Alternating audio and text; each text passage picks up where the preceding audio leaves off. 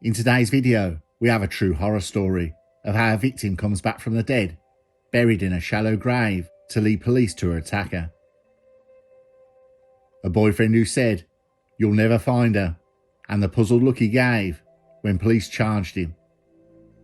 We have the case, the police investigation and trial, in one of the strangest cases Curios&Spiritual has ever covered, and we have covered some strange ones.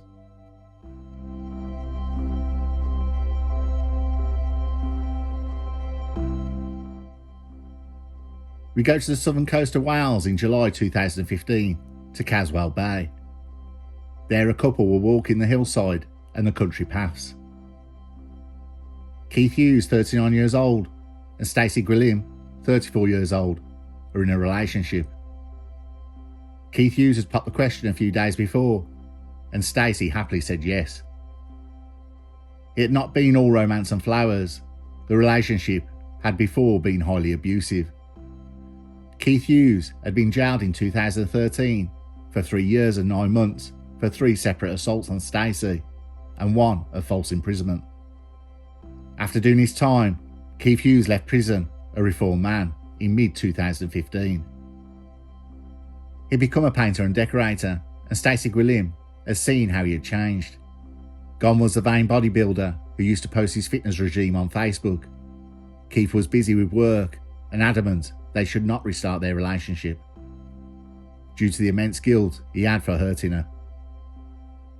Believing Keith had changed, the pair agreed to be friends, but it wouldn't last.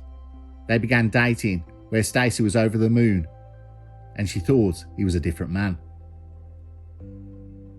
The romance blossomed enough for the pair to become engaged, but something was niggling at Stacey.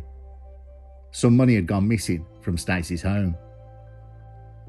He said he has not taken it. Why would he? He's working all the time. Stacey pressed Keith further while on the walk. Keith started becoming angry. Stacey would not back down, thinking he had something to hide. Keith was angry. The accusation of theft alone, if it's true or not, will get him recalled to prison. Stacey and Keith were in a full-blown violent argument. Stacey started hitting Keith. Keith grabbed her hands, and then Stacey twisted her back to him to break his hands, grabbing her arms. Keith moved his hands up and grabbed Stacey in a headlock by the back of the neck. He spun her so she was facing him and began to choke Stacey. Stacey could not break the grip around her neck. Keith said, "If I can't have you, then nobody else is ever going to have you." Stacey fought with every last breath, but it was too late. Stacey was gone. Keith let go of her neck and dragged Stacey's body into the bushes. He dug a shallow grave out of the way in a dip and threw Stacey's body in. The ground was hard, so he got twigs, leaves and dirt and covered Stacey's body. Where she was buried, it was so far off the beaten track, she would never be found. He went back to check, but it was a sea of bushes. No one would ever tell a body was there. Keith got back to Stacey's car. He thought if he made out they split up after a row, then anything that happened to her was not down to him. He took Stacey's car and drove home and downed a bottle of vodka and drove to a nearby pub where he started drinking heavily. It was getting late, just before 11 p.m. Keith got into Stacey's car where police had spotted him leave the car park. Police hit the sirens and gave chase. Keith was swerving all over the place, then lost it on a corner and skidded through a ditch into a field, where the car became stuck, with fence posts in the wheel arch. Police pulled out Keith Hughes, he was steaming drunk, and said to police, "You'll never find her," whereafter he passed out. The next morning Keith was checked by a doctor before he was interviewed. He refused to answer questions and was charged with attempted murder. Keith looked puzzled at the officers, and they said to him, "Stacey is very much alive. She's in a hospital. The reason we pulled you, we've been looking for you in Stacey's car all night." Keith Hughes was remanded into custody. So what had happened?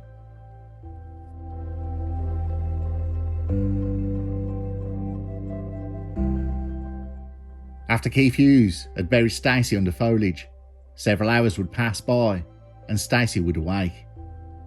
She could hear her heart beating and the sound of the sea in the background. Stacey said it was like everything was in slow motion. All I could see were blurs of green and brown. It was awful, really. Trying to get your head together, to work out what's going on around you. I couldn't breathe. I couldn't move. It was like I was paralysed. Struggling to breathe, Stacey had blacked out when Keith put his hands round her neck. She had awoke gasping for breath. She tried to scream for help, but no sound came out. Her throat was in immense pain. She pushed the leaves and branches off herself and was totally disorientated. She kept crawling and found the path. Stacey had tried to stand up, but she couldn't. She said I had to use my nails to get out of where I was. That was all I could do. I tried to push, but I didn't have the upper strength.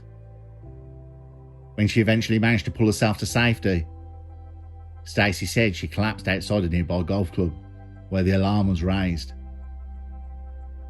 She was taken to hospital and put in an induced coma for 26 days to recover.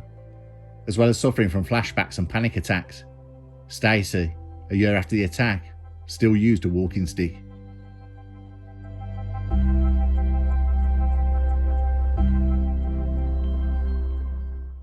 The trial took place at Swansea Crown Court and ended on December 4th, 2015. The court heard of the attack on Stacey, and the defence for Keith Hughes said how he'd been provoked when Stacey was screaming and hit him several times. He said how he lost control and then attacked Stacey.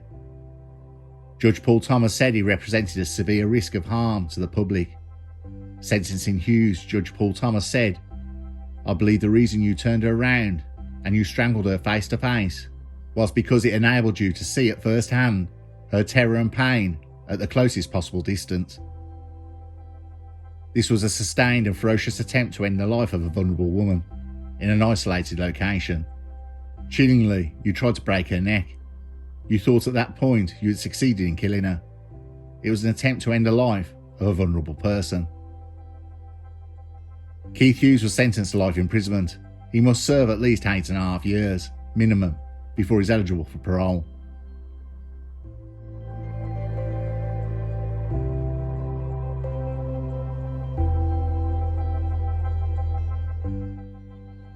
Rarely do you see a story like this play out, where the victim escapes.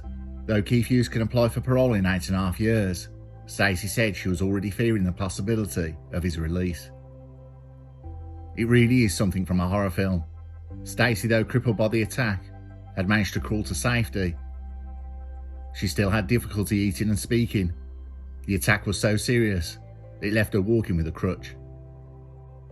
This story fascinated me, the determination, the fight that Stacey had. If there was any sign of life when Stacey was attacked, I think we'd be listening to a totally different story, or a missing person case, if she was ever found. Whatever people choose to call it, some call it fate.